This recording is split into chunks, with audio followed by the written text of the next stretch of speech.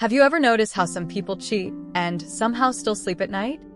Have you ever wondered how someone who claims to love you can look you in the eyes, hold your hand, make plans with you for next summer, and at the exact same time be texting someone else, meeting someone else, building something with someone else? Not occasionally, consistently, without flinching, without cracking. You think, how does a person live like that? How do they not explode from the contradiction? The answer is that they have a system. A psychological system for splitting themselves in half, protecting their ego, and continuing to see themselves as a decent person, even while dismantling yours. This video breaks down every type of cheater, not to excuse them, but so you stop spending your life trying to understand something that was never about your worth in the first place. The exit cheater. The exit cheater has already decided they want out of the relationship.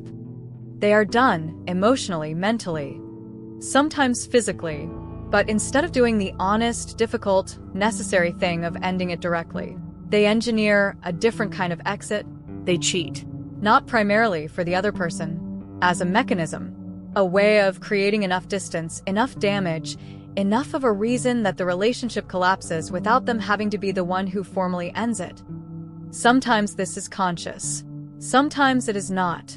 Some exit cheaters know exactly what they are doing. They want out, but they cannot face the conversation, the grief, their own guilt about leaving, or the practical consequences. So they outsource the ending. They behave in ways that force a conclusion they were unwilling to create through honesty. Other exit cheaters are more unconscious about it. They feel trapped and suffocated in the relationship, and cheating is how the pressure releases, without them connecting the dots between the feeling and the behavior. Either way, the effect on the person being cheated on is the same. The relationship ends, but it ends in betrayal rather than honesty. Which means instead of grief, the person left behind gets grief plus the destruction of everything they thought was real. That compounded loss is why the exit cheater causes some of the deepest damage of any type on this list. The Intimacy Avoidant Cheater. The Intimacy Avoidant Cheater is perhaps the most psychologically complex type, because they are not indifferent to love. In fact, they want it desperately. The problem is that genuine closeness triggers something in them that feels like danger. Not metaphorical danger. The nervous system genuinely sounds an alarm when intimacy reaches a certain depth. Get too close. Feel too seen. Love too much. And something activates, a pull toward exit, toward sabotage, toward anything that creates distance before they can be hurt.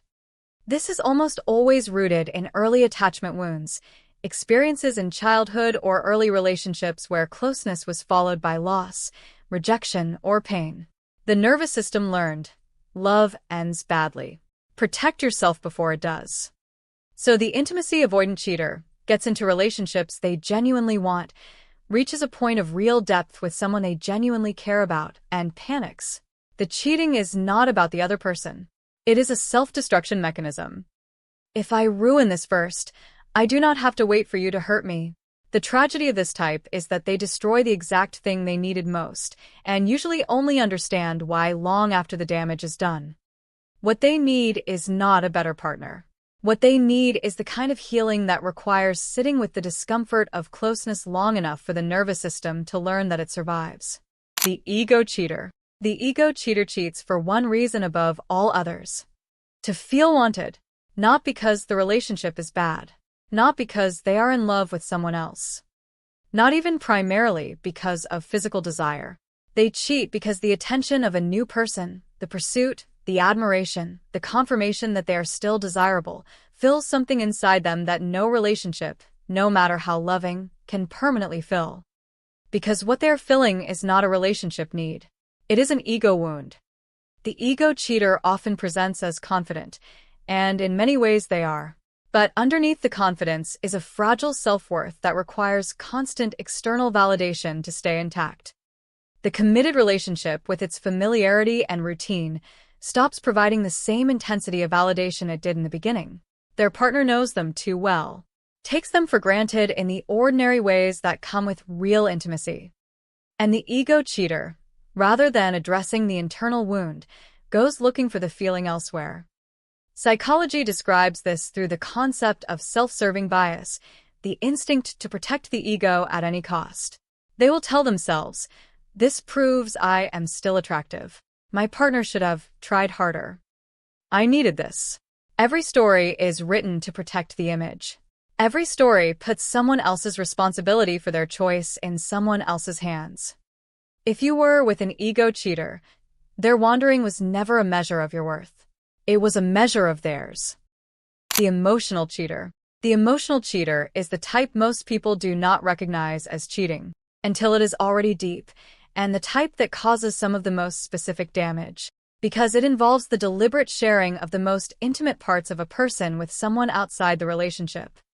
No physical line has been crossed, but every emotional one has. The late-night conversations, the private jokes, the venting about the relationship to the other person, the things shared that have never been shared with the partner, the connection that grows in the dark. Here is why emotional cheating is so damaging. Physical affairs can sometimes be about proximity or impulse or a bad moment. Emotional affairs require sustained investment. They require choosing, every day, to give your inner world to someone other than the person you committed to. That choice is more deliberate than most people want to admit. And the partner left outside of it does not just feel physically betrayed, they feel replaced, at the level that matters most, in the place where they thought they lived. The simple rule the original video gets exactly right. If you are hiding it, you already know what it is. The emotional cheater knows. They have always known. They just preferred the comfort of a line they did not have to officially cross over the honesty of addressing what the connection actually was. At the end of everything, a cheater is not a mysterious creature. They are a person with unexamined wounds, poor emotional skills, and a decision they made to protect themselves at your expense. Some of them change, but only the ones who stop lying to themselves first. And whether they change or not, that is not your burden to carry. Your burden is the healing. And healing starts with understanding what happened clearly enough that you stop blaming yourself for it. Tell me in the comments, which type did you recognize? And if you are comfortable, what did understanding the psychology change for you? Because someone reading your comment right now is in the middle of the worst of it and needs to know they are not alone. Share this. Subscribe. I will see you in the next one.